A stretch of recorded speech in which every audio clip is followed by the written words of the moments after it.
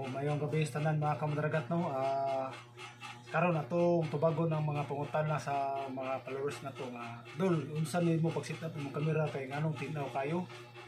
Dol sa pag gamit o say gamit nimo nga flashlight o napayuban mo tana. Dol unsaon pag kuha sa kamera dol na portrait ba nimo or diyan sa. So karon ato nang tubago na una atong kamera GoPro 11. So natay settings nga tanaw na ni tudloan ta mo. Tara. So una mga kamdragat no, tuplokon to skilid.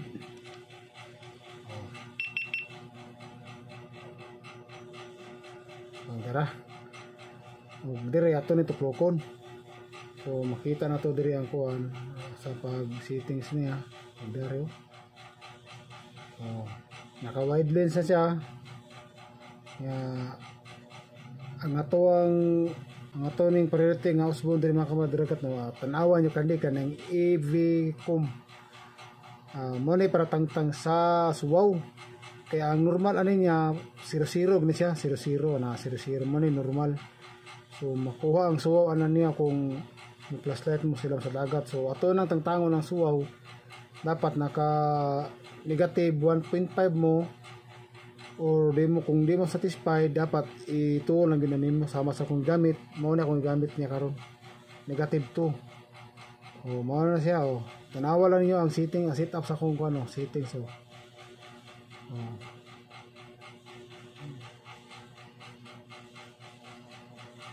Dire ari na punta sa atong flashlight unsa na to pag butang atong kamera nganong naka portrait siya. So karon ang ato ang gamit nga flashlight kay Hixenfire DV74 4 lens na siya Dapat kaninyo gamiton mag-vlog mo. 4 lens dili mo magkilanglan og LED light. Nga pag set up no ko sa pag video na inana ra siya. Kana mo ni ang top sa flashlight, mag-on ko. Ana nya diri ang kamera. So mo nang naka-portrait siya. So goods kayo. Tanawa. Tanawa. More na si sit up na ko mga kamdragat to. Klaro kang mulmul na tanawa.